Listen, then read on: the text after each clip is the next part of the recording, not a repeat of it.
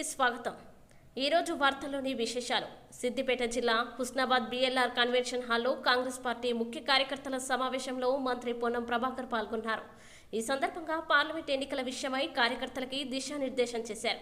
2004 నుండి 2014 వరకు అధికారంలో ఉన్న కాంగ్రెస్ ఇచ్చిన హామీలన్నీ అమలు చేసిందని, ఇప్పుడు ఇచ్చిన గ్యారెంటీల్ని కూడా అమలు చేస్తుందనే ప్రచారాన్ని ప్రజల్లోకి విస్తృతంగా తీసుకువెళ్లాలని కార్యకర్తలకి సూచించారు। 10 ఏళ్లు అధికారంలో ఉండి కేంద్రంలోని బీజేపీ ప్రభుత్వం, రాష్ట్రంలో బీఆర్ఎస్ ప్రభుత్వం ప్రజలకు ఇచ్చిన హామీలు నెరవేర్చలేదన్నారు। కాంగ్రెస్ పార్టీ ఎంపీ అభ్యర్థి వెలిచాల రాజేంద్రరావు గెలుపు కోసం కార్యకర్తలందరూ కష్టపడి పనిచేయాలన్నారు। గ్రామాల్లో ఇంటింటికి వెళ్లి కాంగ్రెస్ పార్టీ అమలు చేస్తున్న గ్యారెంటీలని ప్రజలకు తెలియజేసి కాంగ్రెస్ పార్టీకి ఓటు వేయాలని విజ్ఞప్తి చేశారు।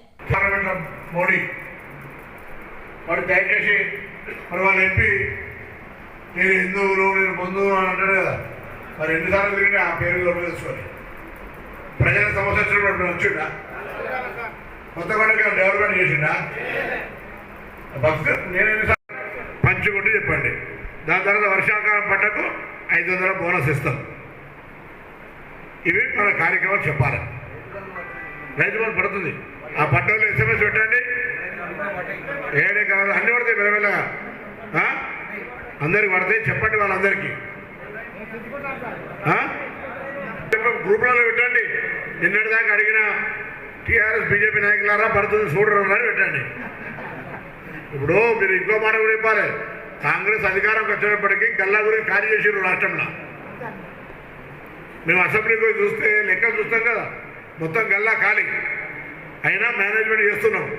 చెప్పాలి ధైర్యంగా, 7 లక్షల కోట్లు అప్పు చేసాడు, కొడుకులు చెప్పులు వేసుకొని తిరిగేటోడు కోటీశ్వర్లు అయినరు, అవునా కదా? ఊర్లలో కూడా అట్లే కొత్త గొప్ప నగరాలు చేసిన ఉన్నారు కదా। అందుకే దయచేసి మిమ్మల్ని అందరినీ మళ్ళొక్కసారి కోరుతున్నా, నాకేం చేస్తారో తెలియదు।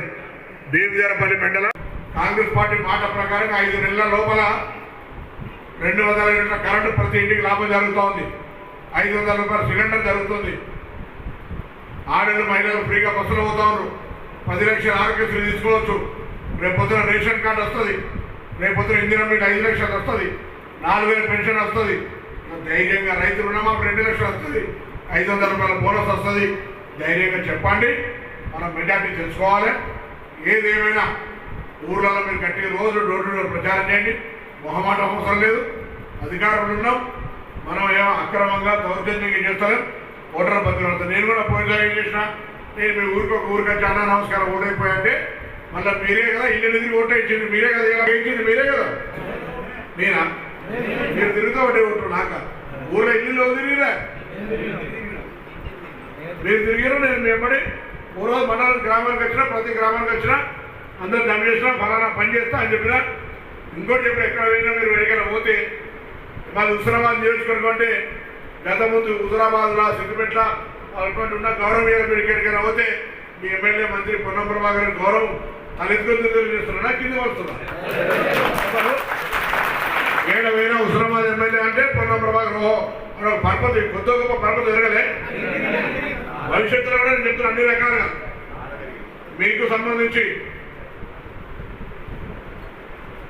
మన ప్రతి ఊరికి మొన్న కూడా ప్రాజెక్ట్ గారి బొమ్మని అందరినీ మిత్రులందరినీ నేనేమంటున్నా, రాబోయే కాలంలో ప్రతి ఊరికి సాగునీరిచ్చే బాధ్యత నాది। కానీ ఎండాకాలం లోపల మళ్ళీ వర్షాకాలం అయిపోయినా దాని లోపల అన్ని రిపేర్స్ అన్ని రకాలు చేస్తుందండి। గౌరవెల్లి కూడా ప్రాజెక్టు కంప్లీట్ చేసి కాలువల ద్వారా రిలీజ్ చేసేది నా బాధ్యత। నేను దాని మీద చాలా కష్టపడతాను। ఇప్పటికే ముఖ్యమంత్రి గారితో టాప్ మోస్ట్ ప్రయారిటీల అన్నిటికన్నా ముందు చేయాలని, ఎందుకంటే తీసుకొచ్చిన ఎలక్షన్ ముందు ఇది దేవాదుల నీళ్ళు వస్తాయి, మీకు గౌరవెల్లి నీళ్ళు వస్తాయి, వెలగదుర్తికి దేవాదుల నీళ్ళు, శ్రీరామసాగర్ నీళ్ళు, సైదాపూర్కును చిగురుమామిడికి శ్రీరామసాగర్ నీళ్ళు వస్తాయి, గౌరవెల్లి నీళ్ళు వస్తాయి, కోయడ అవసరం అక్కలబిడ్డకు గౌరవెల్లి నీళ్ళు।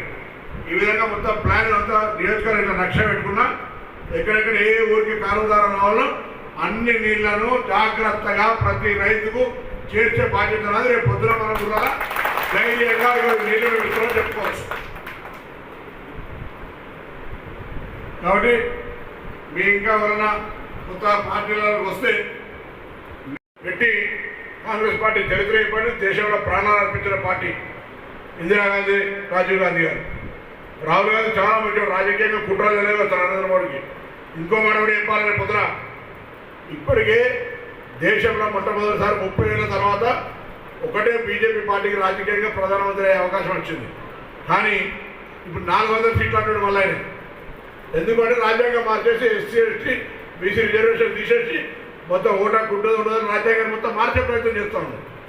దయచేసి అందరు గ్రామాల్లో చెప్పాలి. బీజేపీ నియంత్రణతో పాటు రాముడు గురించి అదే రాముడు ఎవరు మొక్కలేదా వాడు. దయచేసి అందరూ కూడా నా విజ్ఞప్తి మేరకు మీరందరూ వచ్చారు. మీరందరూ కూడా గట్టిగా కష్టపడి ఎవరి ఊర్లలో వాళ్ళు, నేను ఆ ఊరిలో పెద్దరికం నాకు లేదు, ఈ ఊరిలో పెద్దరికం ఆయనకి లేదు.